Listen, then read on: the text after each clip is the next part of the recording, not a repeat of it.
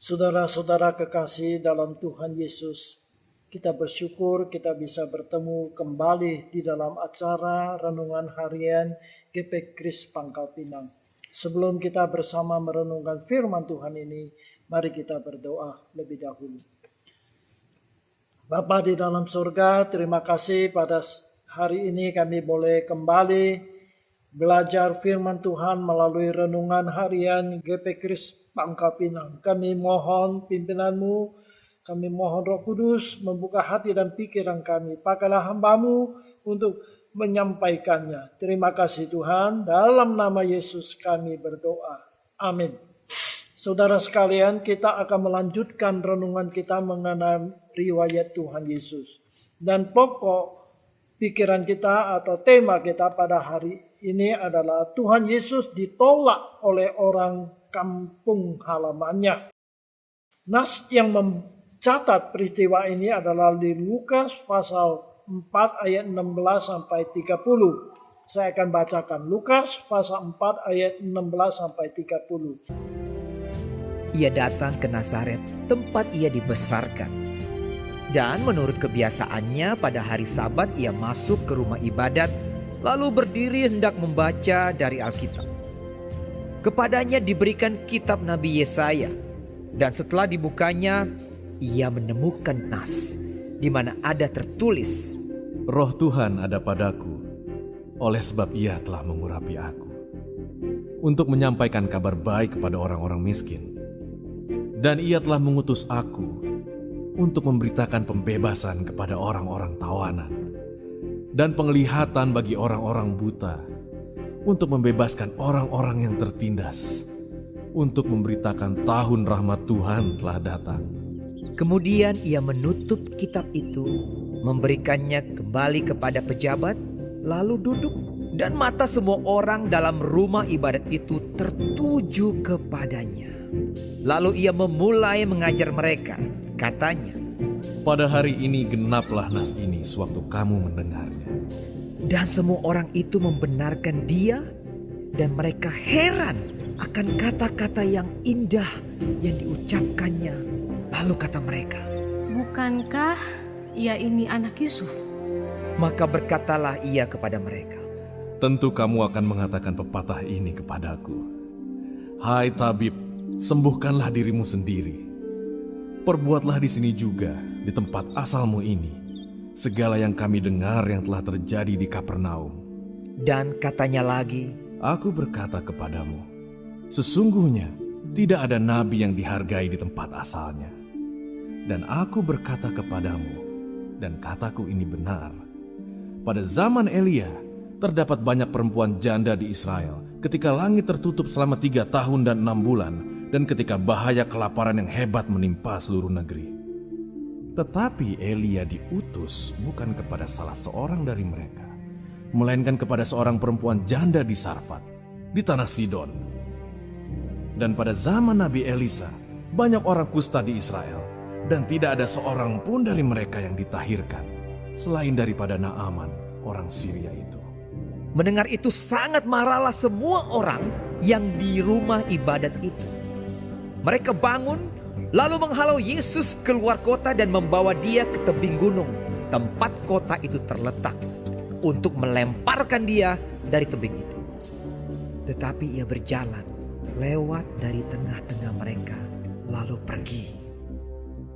Demikianlah pembacaan.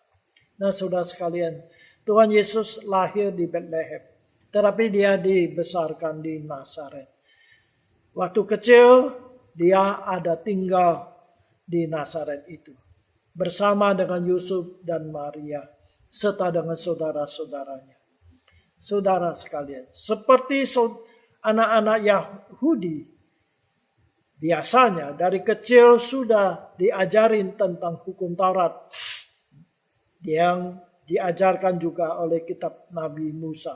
Dan tinggal di situ sebagai tukang kayu. Tuhan Yesus sebagai tukang kayu, Yusuf juga tukang kayu. Tak pernah belajar di sekolah tinggi, karena keluarga Yusuf dan Maria adalah keluarga sederhana. Setelah umur 30 tahun, Yesus meninggalkan keluarga dan kampung halamannya. Mulai mengajar dan melakukan mujizat sehingga namanya sangat tersohor. Ayat Alkitab yang kita baca tadi ada memberitahukan kepada kita peristiwa yang terjadi ketika dia pergi ke Yudea dan kembali ke kampung halamannya di Nazaret.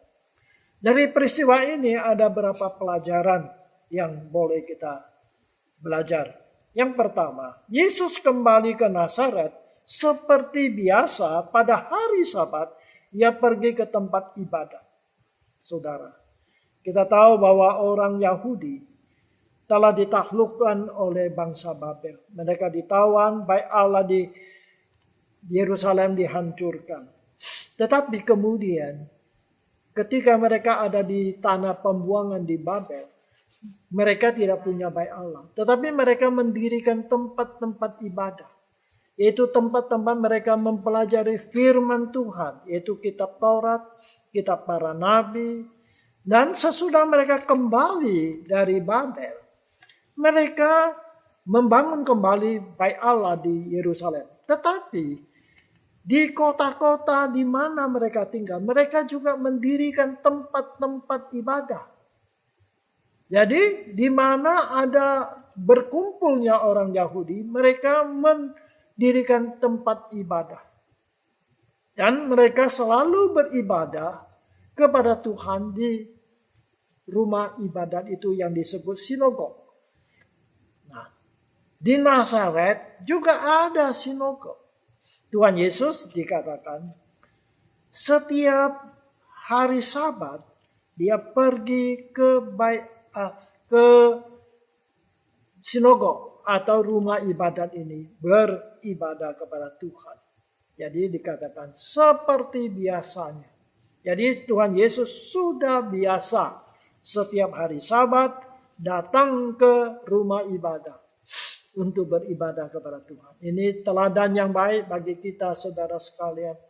Walaupun sekarang kita di masa pandemi ini tidak bisa leluasa pergi ke gereja, tetapi kita harus selalu beribadah kepada Tuhan, baik di gereja ataupun di rumah kita masing-masing. Selalu menyisihkan waktu, satu waktu kita beribadah dengan khusyuk kepada Tuhan. Itu yang pertama. Yang kedua, setelah Tuhan Yesus masuk ke rumah ibadah, rupanya Yesus itu dihormati oleh pemimpin rumah ibadat itu. Lalu mereka memberikan kitab Nabi Yesaya kepada Yesus. Lalu Yesus membuka kitab Yesaya lalu membacakannya. Saudara sekalian, kita tahu bahwa Alkitab orang Yahudi pada waktu itu tidak seperti kita. Ya, ada buku, ada halamannya, apalagi sekarang pakai HP dan sebagainya. Saudara sekalian, gampang kita mencari. Tetapi kitab Alkitab orang zaman Yesus itu dibuat dari kulit binatang yang digulung. Tidak ada pasal, tidak ada ayat. Jadi kalau mau mencari satu kalimat, satu bagian dalam Alkitab itu harus orang hafal betul akan ayat itu. Letaknya di mana? Nah, kita baca tadi bagaimana Tuhan Yesus diberi kitab Yesaya lalu dia membukanya.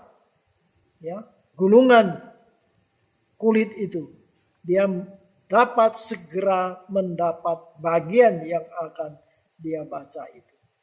Saudara sekalian, dia baca di dalam Yesaya pasal 61 ayat 1 dan 2. Berarti Tuhan Yesus sangat hafal akan kitab suci itu. Nah, nas yang Yesus baca itu adalah, tadi saya katakan, adalah Yesaya pasal 61 ayat 1 dan 2. Di situ menceritakan tentang tugas yang dilakukan oleh Mesias yang datang ke dalam dunia. Tugasnya apa? Di sini ada 1, 2, 3, 4, 5 poin. Pertama adalah menyampaikan kabar baik kepada orang-orang miskin. Yang kedua, memberitakan pembebasan kepada orang-orang tawanan. Ketiga, penglihatan bagi orang-orang buta. Yang keempat, membebaskan orang-orang yang tertindas. Yang kelima, memberitakan tahun rahmat Tuhan telah datang. Saudara sekalian, ini semua adalah tugas yang akan dilakukan oleh Mesias. Dan Yesus berkata bahwa nas yang diucapkan oleh Nabi Yesaya ini hari ini sudah genap di antara kamu. Nah, saudara sekalian, berarti Yesus mengatakan dia adalah Mesias yang diutus oleh Allah yang akan melaksanakan tugas sebagai seorang Mesias. Nah, saudara sekalian, dikatakan orang Nazaret itu sangat kagum, sangat heran akan perkataan Tuhan Yesus. Saudara, mereka sangat senang kalau Yesus berkata bahwa nas itu, nubuat Yesaya itu sudah digenapi di antara mereka. Tetapi saudara sekalian, selanjutnya ketika Tuhan Yesus mengungkapkan keadaan hati mereka yang sesungguhnya, mereka itu sangat tersinggung. Bahkan menjadi marah sampai-sampai mereka mau membunuh Tuhan Yesus. Bagaimana bisa terjadi perubahan yang drastis dan fantastis ini? Saudara sekalian. Kenapa? Karena mereka pertama itu heran akan ajaran Tuhan Yesus.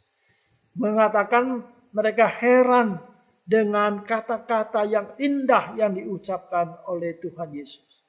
Tetapi mereka itu mempunyai sikap yang sinis kepada Tuhan Yesus. Kenapa? Karena Tuhan Yesus, mereka itu mengenal Yesus sejak kecil sampai sekarang.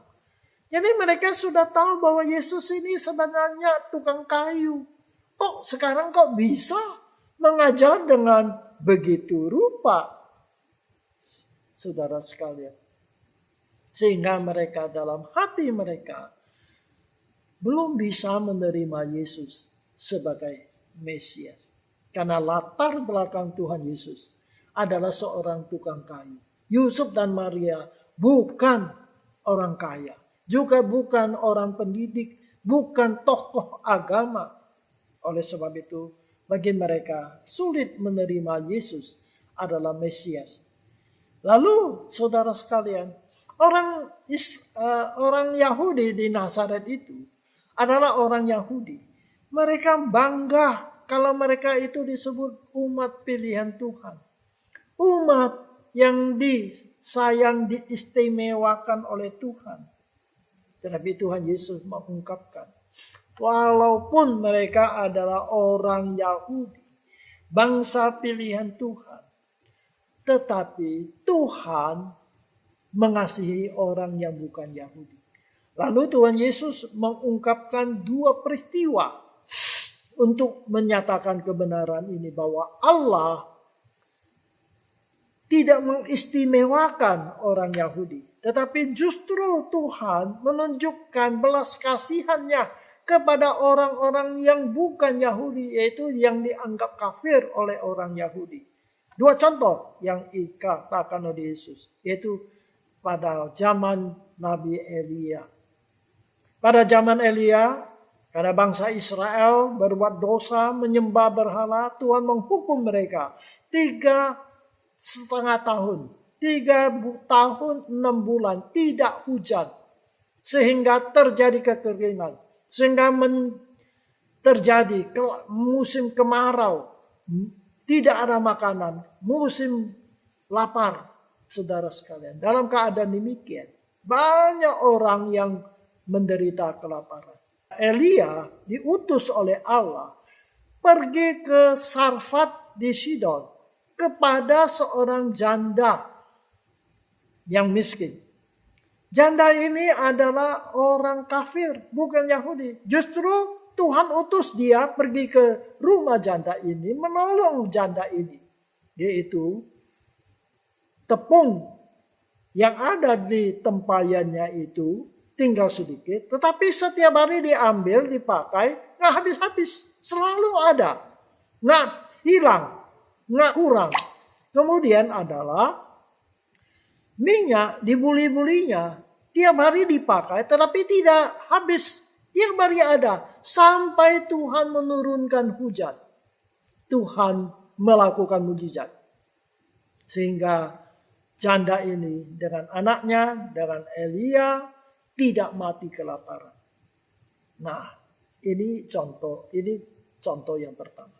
Contoh yang kedua adalah pada zaman Nabi Elisa. Pada zaman Elisa, Pak, kata Yesus, banyak orang Israel, orang Yahudi itu sakit kusta. Tetapi Elisa tidak menyembuhkan seorang pun di antara mereka. Hanya menyembuhkan seorang Syria namanya Naaman.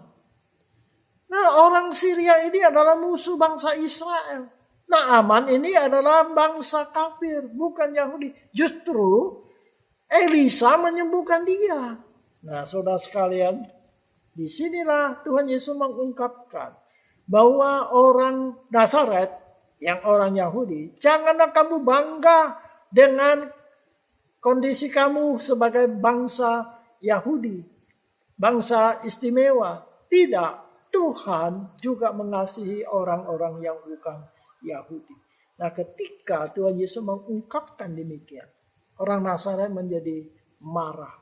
Lalu dikatakan mereka mendorong Tuhan Yesus supaya dia itu didorong ke tebing karena kotanya di atas tebing yang tinggi. Ya, supaya Yesus itu dilemparkan ke jurang, ke tebing yang tinggi untuk membunuh dia. Saudara sekalian.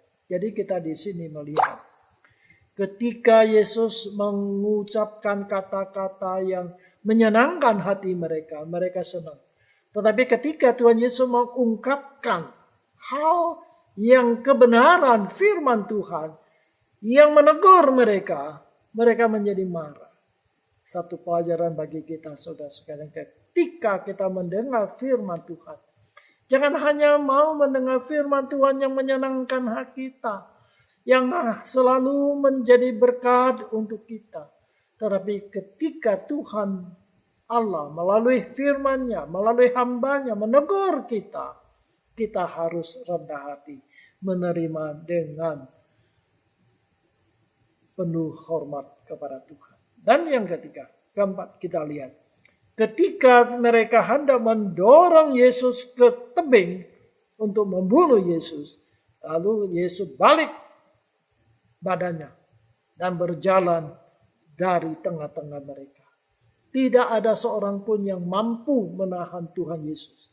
Saudara sekalian, di sinilah kita melihat Tuhan Yesus kita punya wibawa, punya kuasa. Kalau waktunya belum mati, tidak ada orang yang dapat membunuh dia. Saudara sekalian, kiranya Tuhan menolong kepada kita supaya kita belajar dari Tuhan Yesus kita. Yang satu, Yesus selalu beribadah kepada Tuhan. Ketika dia tinggal di Nazaret, setiap hari Sabat dia datang menyembah Tuhan. Kedua, dia sangat hafal dengan Alkitab. Sehingga ketika dia mau cari satu ayat Alkitab, dengan segera dia dapat menemukannya. Dan yang ketiga, dia mengajarkan kebenaran. Dia bukan hanya membuat senang hati orang, mengucapkan kata-kata yang disenangi oleh orang. Tetapi Tuhan mengajarkan kebenaran. Orang Nazaret suka atau tidak suka mendengar, dia tetap mau menyampaikan kebenaran. Dan yang keempat, bahwa dia punya kuasa. Ketika dia balik badan, melewati di tengah-tengah mereka, tidak ada seorang pun yang dapat menahan dia. Kiranya Tuhan menolong kita melalui riwayat Tuhan Yesus ini. Ketika Tuhan Yesus pulang kembali ke kampung halamannya, orang kampung halamannya tidak mau menerima dia. Kenapa? Karena Yesus ini dari keluarga tukang kayu. Mereka pikir Mesias itu harus dari keluarga rabi, dari keluarga nabi. keluarga bangsawan dan sebagainya. Tetapi Tuhan Yesus datang ke dunia merendahkan diri. Lahir di kandang binatang. Dibesarkan di keluarga yang miskin. Tukang kayu. Dia semasa muda jadi tukang kayu juga. Sehingga tidak heran kalau orang Nazaret tidak bisa menerima dia. Bahwa Yesus itu adalah Mesias. Tetapi puji Tuhan, inilah Tuhan kita. Kiranya Tuhan menolong kita. Mari kita berdoa. Terima kasih Tuhan Yesus. Engkau semasa di dunia ini. Engkau telah pulang kembali ke Nazaret kampung halaman. Walaupun orang Nazaret menolak engkau. Tetapi ya Tuhan, engkau adalah Tuhan yang maha kuasa. Maha kasih.